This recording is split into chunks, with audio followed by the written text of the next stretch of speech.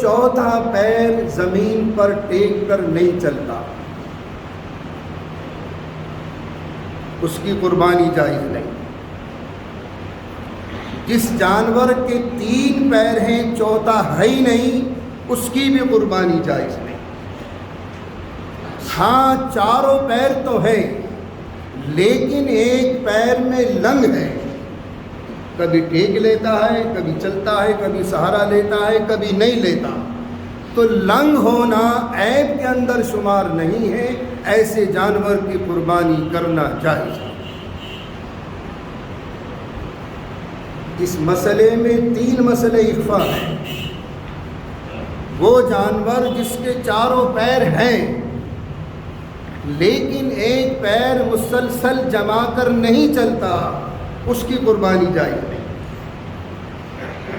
4 پیر ہیں لیکن ایک پیر میں لنگ ہے، کبھی ٹیک لیا کبھی نہیں ٹیکا، تو لنگ ہونا یہ عیب کے اندر شمار نہیں ہے، اس کی قربانی جائز ہے۔ اور جس جانور کے 3 پیر ہیں چوتھا ہے ہی نہیں، اس کی قربانی قطعاً جائز نہیں۔ تیسرا مسئلہ، جس جانور کے بالکل دانت نہیں ہیں، جس جانور کے بالکل دانت نہیں ہیں، اس کی قربانی جائز نہیں۔ دانت ہیں، کچھ ٹوٹ گئے کچھ باقی ہیں۔ اب ہمیں یہ دیکھنا ہوگا کہ اگر باقی دانت ٹوٹے ہوئے دانتوں سے زائد ہیں تو قربانی جائز، اور اگر ٹوٹے ہوئے دانت زائد ہیں باقی دانتوں سے تو اس کی قربانی جائز نہیں۔ چوتھا مسئلہ، جس جانور کے پیدائشی کان نہیں ہیں، اس کی قربانی جائز نہیں۔ ہاں کان ہیں، چھوٹے چھوٹے ہیں، صحیح سالم ہیں، تو قربانی جائز۔ پانچواں مسئلہ، جس جانور کے پیدائشی سینگ نہیں ہیں، تو پیدائشی سینگ نہ ہونا یہ عیب کے اندر شمار نہیں ہے، اس کی قربانی جائز۔ سینگ ہیں، چھوٹے چھوٹے ہیں، صحیح سالم ہیں، تب بھی قربانی جائز۔ ہاں اگر دونوں سینگ جڑ سے ٹوٹ گئے اور اس کی جڑ کی مینگ بھی ختم ہو گئی تو پھر قربانی جائز نہیں۔ ہاں سینگ ہے، ایک سینگ ٹوٹا ہوا ہے یا دونوں سینگ تھوڑے تھوڑے ٹوٹے ہوئے ہیں، یعنی 3 حصہ باقی 1 حصہ ٹوٹا ہوا ہے، تو قربانی جائز۔ تیسری حدیث، ایک مرتبہ، یعنی یہ اس قربانی کے مسئلے سے ہٹ کر ایک سنت ہے کہ جس کا ہم نے جنازہ نکال رکھا ہے۔ ایک مرتبہ حضور پاک علیہ السلام نے اپنے ایک صحابی سے ارشاد فرمایا، کوئی شعر سناؤ۔ عرب کے شعراء تو مشہور تھے، ان کا ادب تھا، ان کا ایک مقام تھا، اس میں کوئی شک نہیں، اور اتنا ادب تھا عربوں کے شعراء کے کلام کا کہ جب کوئی شاعر بڑا کلام کہتا تھا تو خانہ کعبے کے پردوں پر اس کو آویزہ کر دیا جاتا تھا، اور تمام طواف کرنے والے شعراء ہوں یا غیر شعراء اس کلام کو سجدہ کرتے تھے۔ اتنی مانیتا تھی اس کلام کی، اتنی ویلیو تھی اس شاعر کے کلام کی۔ تو حضور نے ایک مرتبہ شوق میں آ کے فرمایا، بھائی کوئی شعر سناؤ، اور پرانے شعراء کا سناؤ۔ اس میں حضرت لبیب بھی ہیں، بہت اونچے درجے کے ساتھ بھی ہیں، اور ہمارے یہاں سوائے معلقہ عربی مدارس میں عربی زبان کو سیکھنے کے لیے یہ مجموعہ کلام، یہ دیوان جو ہے عربوں کے شعراء کا، یہ کورس میں داخل ہے۔ اس میں حضرت لبیب کا بھی کلام ہے۔ بہرحال اب وہ صحابی شعر سنانے شروع کر دیے۔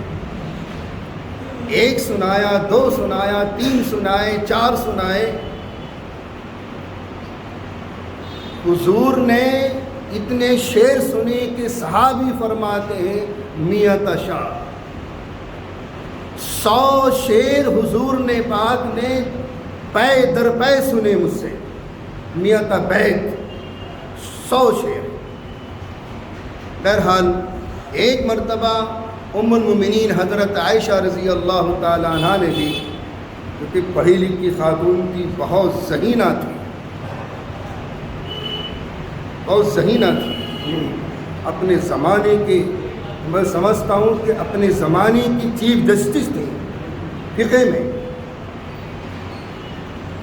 حضور کی شان میں شعر فرمائے، لنا شمسی وللآفاق شمسی، میرا بھی ایک سورج ہے اور آسمانوں کا بھی ایک سورج ہے. شمسی خیر من الشمس السماء، میرا سورج افضل ہے آسمان کے سورج سے. میرا سورج افضل ہے، یعنی سورج سے مراد کون ہے؟ حضور پاک علیہ السلام کی ذات اقدس. پھر فرمایا فَإِنَّ الشَّمْسَ تَطْلُعُ بَعْدَ الْفَجْرِ شمسی طالع بعد العشاء، آسمان کا سورج تو فجر کے بعد طلوع ہوتا ہے اور میرا سورج عشاء کے بعد طلوع ہوتا ہے. جب آقا عشاء کے بعد گھر میں تشریف لاتے تھے تو مسکراتے ہوئے، اور سارا گھر نور سے منور ہو جاتا تھا. یہ ایک سنت ہے، عشاء کے بعد جب گھر میں داخل ہوں تو مسکراتے ہوئے سلام کر کے داخل ہوں.